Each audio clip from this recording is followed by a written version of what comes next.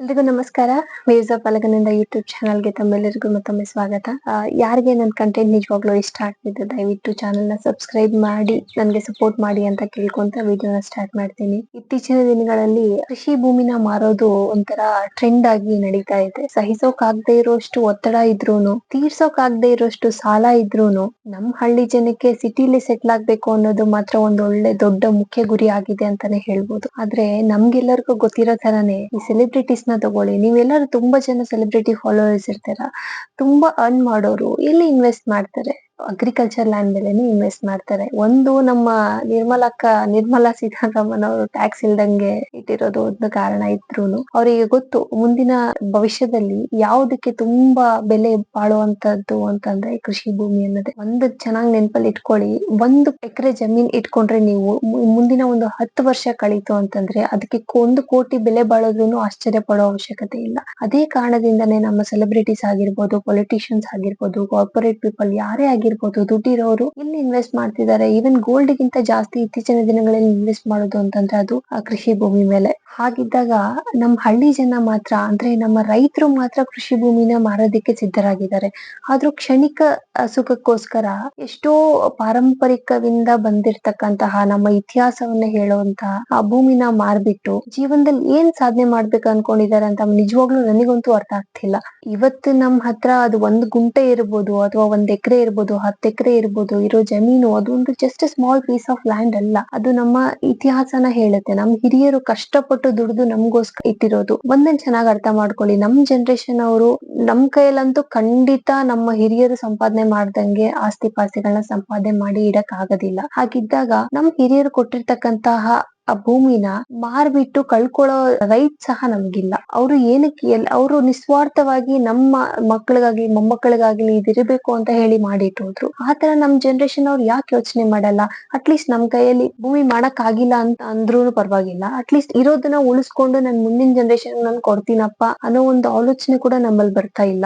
ನಾನ್ ಎಲ್ಲಾ ರೈತರಾಗಿರ್ಬೋದು, ಹಳ್ಳಿಲಿ ಯಾವ್ದೇ ನೀವು ವ್ಯವಸಾಯ ಮಾಡಿಲ್ಲ ಅಂತಂದ್ರೂ ಪರವಾಗಿಲ್ಲ, ಅದು ಕೃಷಿ ಭೂಮಿ ಅಂತಂದ್ರೆ ದಯವಿಟ್ಟು ಅದನ್ನ ಮಾರ್ಕೊಳಕ್ ಹೋಗ್ಬೇಡಿ. ಇವತ್ ನಿಮ್ಗೆ ಅದ್ರಿಂದ 1 ಲಕ್ಷ ಬರ್ಬೋದು. ಒಂದ್ ಎಕರೆ ಮಾರಿದ್ರೆ ನಿಮ್ಗೆ 10 ರಿಂದ 20 ಲಕ್ಷ ಬರ್ಬೋದು. ಈಗ ಹಳ್ಳಿ ಕಡೆ ಇನ್ನೂ ಜಾಸ್ತಿನೇ, ಅದು ಡಿಪೆಂಡ್ಸ್ ಆನ್ ಅದು ಎಷ್ಟು ಟೌನ್ ಗೆ ಹತ್ರ ಇದೆ ಅನ್ನೋದು. ಅದೇ 10 ವರ್ಷ ಆದ್ಮೇಲೆ 1 ಕೋಟಿ ಬೆಲೆ ಬಾಳುತ್ತೆ. ಇದ್ರಲ್ಲಿ ಯಾವುದೇ ಬೇರೆ ಮಾತಿಲ್ಲ. 100% ಇದು ಸತ್ಯ ಆಗತ್ತೆ. ನೀವೇನು ಇನ್ವೆಸ್ಟ್ ಮಾಡಿಲ್ಲ, ನಿಮ್ದಲ್ಲ ಅದು, ನಿಮ್ ಹಿರಿಯರು ಕೊಟ್ಟಿರ್ತಕ್ಕಂಥದ್ದು. ಅದನ್ನ ಹಾಗೆ ಇಟ್ರೆ ನಿಮ್ ಮುಂದಿನ ಪೀಳಿಗೆಗೆ ಅದು 1 ಕೋಟಿ ಬೆಲೆ ಬಾಳುವಂತ ಇದಾಗುತ್ತೆ. ಹಾಗಿದ್ದಾಗ ದಯವಿಟ್ಟು ಕೃಷಿ ಭೂಮಿನ ಮಾರಕ್ಕೆ ಹೋಗ್ಬೇಡಿ ಅಂತಾನೆ ನಾನು ಕೇಳ್ಕೊಂತೀನಿ. ಕೆಲವೊಂದು ಮುಖ್ಯ ಕಾರಣ ಹೇಳ್ತೀನಿ ಯಾಕೆ ಮಾರ್ಬೇಡಿ ಅಂತಂದ್ರೆ, ಮೊದಲನೇದು ನಮ್ ಭೂಮಿ ಮೇಲೆ, ನಮ್ ಭೂಮಿ ತಾಯಿ ಮೇಲೆ ನಮ್ಗೆ ಕಂಟ್ರೋಲ್ ತಪ್ಪಿಬಿಡುತ್ತೆ. ಅಂತಂದ್ರೆ ಎಲ್ಲಾರು ಕೃಷಿಕರು, ನಮ್ ಭೂಮಿ ಕೃಷಿ ಭೂಮಿ, ಒಕ್ಕಲು ಭೂಮಿ ಅಂದ್ರೆ ಏನಕ್ಕಿರೋದು? ಅದು ಒಕ್ಕಲ್ತನ ಮಾಡಕ್ ಇರುವಂತದ್ದು. ನಾವ್ ಯಾವಾಗ ಆ ಭೂಮಿನ ಕಾರ್ಪೊರೇಟ್ ಪೀಪಲ್ಗೂ ಯಾರೋ ಬೇರೆಯವ್ರಿಗೆ ಮಾರ್ಬಿಡ್ತೀವಿ, ಅವ್ರು ಅದನ್ನ ಒಂಥರ ಕಾಂಕ್ರೀಟ್ ಜಂಗಲ್ ಆಗಿ, ಕಾಡಾಗಿ ಮಾಡ್ಬಿಡ್ತಾರೆ. ಕಲ್ಲು, ಕಾಂಕ್ರೀಟು, ಸಿಮೆಂಟು ಇದು ಬಿಟ್ರೆ ನಮಗೆ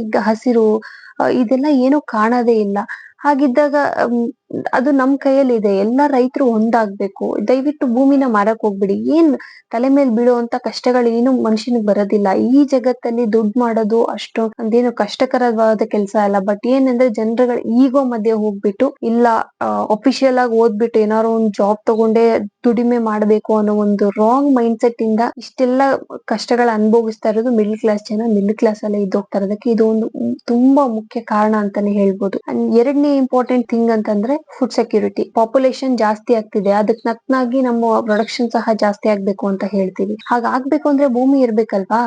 ಏನ್ ನಮ್ಮ ಮಾಡರ್ನ್ ಟೆಕ್ನಾಲಜೀಸ್ ವರ್ಟಿಕಲ್ ಫಾರ್ಮಿಂಗ್ ಅಂತಾನೋ, ಇಲ್ಲಾಂದ್ರೆ ಹೈಡ್ರೋಫೋನಿಕ್ಸ್ ಅಂತಾನೋ, ಏರೋಫೋನಿಕ್ಸ್ ಅಂತಾನೋ, ಪೊಗೋಫೋನಿಕ್ಸ್ ಅಂತಾನೋ ಏನೇನೋ ಹೇಳ್ತಾರೆ. ಅದ್ ಯಾವ್ದ್ರಿಂದನೂ ನಮ್ಮ ಗ್ರೋಯಿಂಗ್ ಪಾಪ್ಯುಲೇಷನ್ ಮೀಟ್ ಮಾಡಕ್ ಆಗಲ್ಲ. Growing population food requirement meet ಮಾಡ್ಬೇಕು ಅಂದ್ರೆ ಅದು ನಮ್ಮ ಕೃಷಿ ಭೂಮಿಯಿಂದ ಮಾತ್ರ ಸಾಧ್ಯ ಆಗುತ್ತೆ. ಹಾಗಿದ್ದಾಗ ನಾವು ಆ ಕೃಷಿ ಭೂಮಿನ ಮಾರ್ಬಿಟ್ರೆ ಕಾರ್ಪೊರೇಟ್ ಪೀಪಲ್ ಗೆ, ಮತ್ತೆ ನಾವು ಒಕ್ಕಲ್ತನ ಮಾಡಕ್ಕೆ ಭೂಮಿ ಎಲ್ಲಿರುತ್ತೆ? ಬೆಳೆ ಎಲ್ಲಿ ಬೆಳೆಯಕ್ಕಾಗತ್ತೆ? ಆ ಪ್ರೊಡಕ್ಷನ್ ರಿಕ್ವೈರ್ಮೆಂಟ್ಸ್ ಮೀಟ್ ಮಾಡಕ್ ಹೋಗೋದಿಲ್ಲ.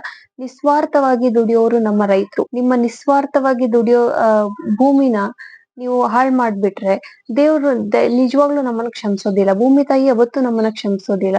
ಭೂಮಿ ತಾಯಿ ಇರೋದು, ಅದ್ರ ಮೇಲೆ ಹಸಿರು ಬೆಳ್ಕೊಂಡ್ರೆ ಭೂಮಿ ತಾಯಿ ಎಷ್ಟು ಖುಷಿ ಪಡುತ್ತೆ, ಅದೇ ಒಂದು ಬಿಲ್ಡಿಂಗ್ ಬೆಳ್ಕೊಂಡ್ರೆ ಭೂಮಿ ತಾಯಿ ಅಷ್ಟೇ ನೊಂದ್ಕೊಳ್ಳುತ್ತೆ. ಹಾಗಿದ್ದಾಗ ದಯವಿಟ್ಟು ಮಾರಕ್ ಹೋಗ್ಬಿಡಿ.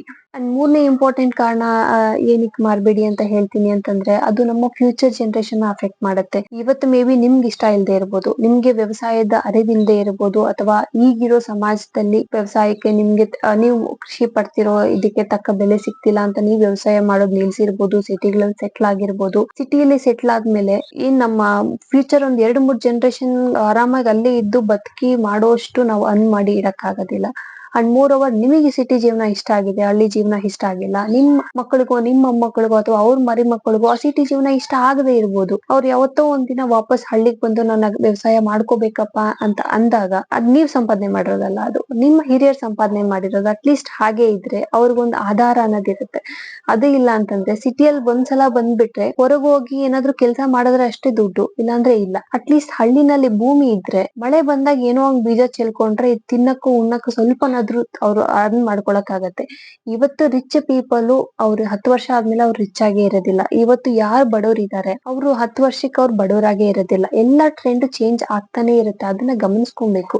ಅದಕ್ಕೆ ಆತರ ಪಟ್ಕೊಂಡು ಭೂಮಿ ಮಾರ್ಬಿಟ್ಟು ಒಂದು ಲಕ್ಸುರಿ ಲೈಫ್ ನ ಒಂದ್ 5-10 ವರ್ಷ ಲೀಡ್ ಮಾಡ್ಬಿಟ್ಟು ಮತ್ತೆ ಬ್ಯಾಕ್ ಟು ಮತ್ತೆ ಆ ಕಷ್ಟಗಳಲ್ಲಿ ಪಡೋ ಹಾಗೆ ಆಗ್ಬಾರ್ದು. ನೀವ್ ಚೆನ್ನಾಗಿದ್ಬಿಟ್ಟು ನಿಮ್ ನೆಕ್ಸ್ಟ್ ಜನರೇಷನ್ ಏನಾದ್ರೂ ಹಾಳಾಗೋದ್ರು ಪರವಾಗಿಲ್ಲ ಅನ್ನೋ ತರ ದಯವಿಟ್ಟು ಯೋಚನೆ ಮಾಡಕ್ ಹೋಗ್ಬೇಡಿ. 4ನೇ ಇಂಪಾರ್ಟೆಂಟ್ ಮುಖ್ಯ ಕಾರಣ ಅಂದ್ರೆ short term gain long term loss. ಅಂದ್ರೆ ಕ್ಷಣಿಕ, ಆಗ್ಲೇ ಹೇಳದ್ನಲ್ಲ, ನಿಮ್ಮ ಕ್ಷಣಿಕ ಸುಖಗಳಿಗೋಸ್ಕರ, ನಿಮ್ಮ ಒಂದು ಜನರೇಷನ್ ಸುಖಗಳಿಗೋಸ್ಕರ ಮುಂದೆ ಬರೋ ಎಲ್ಲಾ ಜನರೇಷನ್ಸ್ ಅಫೆಕ್ಟ್ ಅದು ಖಂಡಿತ ಅಫೆಕ್ಟ್ ಮಾಡುತ್ತೆ. ಆತರ ಮಾಡಕ್ ಹೋಗ್ಬೇಡಿ. ಒಂದ್ ವೇಳೆ ನೀವೇನಾದ್ರೂ ಸ್ವಂತ ದುಡಿಮೆ ಮಾಡಿ ಸಂಪಾದನೆ ಮಾಡಿರೋಂತ ಭೂಮಿ ಇತ್ತಂದ್ರೆ ನೀವ್ ಮಾರ್ಕೊಳ್ಳಿ, ನೀವ್ ಆರಾಮಾಗಿರಿ. ಅದೇ ನಮ್ಮ ತಾತಂದ್ರ ಕಾಲದಿಂದ ಹಿರಿಯರಿಂದ ಬಂದಿರೋದು ಅಂತಂದ್ರೆ ಅದು ನೆಕ್ಸ್ಟ್ ಮುಂದಿನ ಪೀಳಿಗೆಗೂ ಅದನ್ನ ಹಾಗೇನೆ ಇಡಿ ಅಂತ ಹೇಳ್ತೀನಿ. ಅಂಡ್ ಇನ್ನೊಂದು ಇಂಪಾರ್ಟೆಂಟ್ ಕಾರಣ ಅಂತಂದ್ರೆ ಅದು ಪರಿಸರದಲ್ಲಿ ಆಗುವಂತ ಬದಲಾವಣೆ. ಅಂದ್ರೆ ಎನ್ವಿರಾನ್ಮೆಂಟಲ್ ಕಾನ್ಸಿಕ್ವೆನ್ಸಸ್ ಏನೇನಾಗತ್ತೆ. ಈಗ ಕ್ಲೈಮೇಟ್ ಚೇಂಜ್ ಅಂತ ಕೇಳ್ತಾ ಇದೀವಿ, ಬರ್ಬೇಕಾಗಿರೋ ಟೈಮ್ ಮಳೆ ಬರ್ತಿಲ್ಲ, ಇರ್ಬೇಕಾದ ಬಿಸಿಲಿಗಿಂತ ಹೆಚ್ಚು ತಾಪಮಾನ ನೋಡ್ತಾ ಇದೀವಿ. ಯಾವ್ದು ನಮ್ ಹತೋಟಿನಲ್ಲೇ ಇಲ್ಲ. ಅಂದ್ರೆ ಪರಿಸರನ ಆತರ ನಮ್ ಹತೋಟಿಗೆ ಸಿಗದಂಗೆ ಬಿಹೇವ್ ಮಾಡೋ ತರ ಮಾಡ್ಬಿಟ್ಟಿದೀವಿ. ಯಾಕಂದ್ರೆ ಎಲ್ಲೂ ಹಸಿರು ಕಾಣದೇ ಕಡಿಮೆ ಆಗ್ಬಿಟ್ಟಿದೆ. ಹಾಗಿದ್ದಾಗ ಈ ಹಸಿರು ಉಳಿಸೋದಿಕ್ಕೆ ರೈತನಿಂದ ಮಾತ್ರ ಸಾಧ್ಯ. ಯಾವ ಕಾರ್ಪೊರೇಟ್ ಪೀಪಲ್ ಒಂದ್ ಬಿಲ್ಡಿಂಗ್ ಕಟ್ಬಿಟ್ಟು ಸುತ್ತ ಒಂದ್ 10 ಗಿಡ ಹಾಕ್ಬಿಟ್ರೆ ಹಸಿರು ಮೇಂಟೈನ್ ಮಾಡಕ್ ಆಗೋದಿಲ್ಲ. ಸೊ ಹಾಗಿದ್ದಾಗ ರೈತರಿಂದ ನಮ್ಮ ಪರಿಸರಕ್ಕೆ ಏನ್ ಕೊಡುಗೆ ಕೊಡೋದಿದೆ, ಅದೊಂದು ನಿಸ್ವಾರ್ಥ ಕೊಡುಗೆ ಅಂತಾನೆ ಹೇಳ್ಬೋದು. ಎನ್ವಿರಾನ್ಮೆಂಟ್ ನ ಕಾಪಾಡ್ಬೇಕು, ಪರಿಸರನ ಕಾಪಾಡ್ಬೇಕು, ನಮ್ಮ ಹಸಿರನ್ನ ಉಳಿಸ್ಬೇಕು ಅಂತಂದ್ರೆ ರೈತರು ಜಮೀನ ಮಾರಬಾರ್ದು. ನಿಮ್ಗೆ ಅಷ್ಟಕ್ಕೂ ಮಾರ್ಲೇಬೇಕು ಅಂದ್ರೆ ನಾನ್ ಅದನ್ನ ವ್ಯವಸಾಯ ಮಾಡಲ್ಲ, ನಾನು ಅಲ್ಲಿ ಏನು ಒಕ್ಕಲ್ತನ ಮಾಡ್ತಿಲ್ಲ, ನಾನ್ ಏನ್ ಮಾಡ್ಬೇಕು ಅಂತ ಅನ್ಕೊಳ್ಳೋರು ಏನ್ ಮಾಡ್ಬೋದು ಅಂದ್ರೆ, ಊರಲ್ಲಿ ಯಾರಾದ್ರೂ ವ್ಯವಸಾಯ ಮಾಡ್ತಿರ್ತಾರೆ, ಲೀಸಕ್ ತಗೊಂತಾರೆ, ಲೀಸ್ ಕೊಡಿ, ಮಾರ್ಬೇಡಿ. ಅದ್ರಿಂದಾನೇ ನಿಮ್ಗೆ ದುಡ್ಡು ಬರುತ್ತೆ, ನಿಮ್ ಕಷ್ಟಕ್ಕೆ ಆಗತ್ತೆ. ಲೀಸ್ ಕೊಡಿ, ಅಲ್ಲಿಂದ ಬರೋ ದುಡ್ಡಲ್ಲಿ ನಿಮ್ ಕಷ್ಟಗಳನ್ನ ತೀರಿಸ್ಕೊಳ್ರಿ. ಆ ತರನು ಮಾಡ್ಬೋದು. ಅದು ಒಂದು ಒಳ್ಳೆ ಆಪ್ಷನ್ ಅಂತಾನೆ ಹೇಳ್ತೀನಿ ನಾನು. ನಮ್ ರೈತರು ಈ ತರ ಎಲ್ಲಾ ಭೂಮಿ ಕಾರ್ಪೊರೇಟ್ ಪೀಪಲ್ಗೆ ಮಾರ್ಕೊಂತ ಹೋದ್ರೆ ಏನಾಗತ್ತೆ ಗೊತ್ತಾ?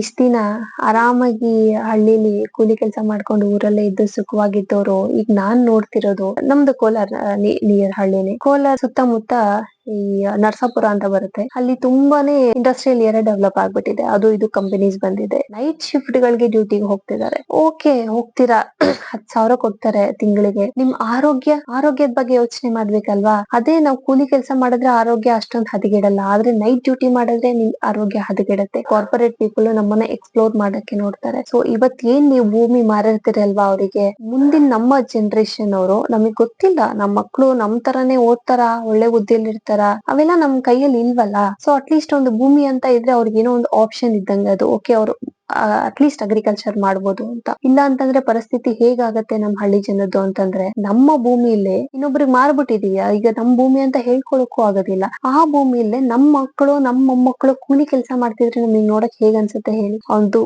ಓದ್ಲಿಲ್ಲ, ಹೊರಗಡೆ ಏನು ಬಿಸ್ನೆಸ್ ಮಾಡೋಷ್ಟು ಟ್ಯಾಲೆಂಟ್ ಇಲ್ಲ, ಅಟ್ಲೀಸ್ಟ್ ವ್ಯವಸಾಯ ಆದ್ರೂ ಮಾಡ್ಕೊಳ್ಳೋಣ ಅಂತಂದ್ರೆ ಭೂಮಿ ಇಲ್ಲ. ಹಾಗಿದ್ದಾಗ ಅವ್ನ್ ಮತ್ತೆ ವಾಪಸ್ ನಾವ್ ಯಾರಿಗ್ ಭೂಮಿ ಮಾರಿರ್ತೀವಲ್ಲ, ದೊಡ್ಡ ಲ್ಯಾಂಡ್ ಲಾರ್ಡ್ಸ್, ಈಗ ದುಡ್ಡಿದ್ರೇನೆ ದುನಿಯಾ ಅಂತ ಹೇಳ್ತಾರಲ್ವಾ, ಅಂತವ್ರ ಹತ್ರ ಹೋಗ್ಬಿಟ್ಟು ಮತ್ತೆ ಅದೇ ಕೂಲಿ ಕೆಲಸ ಮಾಡ್ಬೇಕು. ಅದು ಅಗ್ರಿಕಲ್ಚರ್ ಆದ್ರೂ ಪರವಾಗಿಲ್ಲ.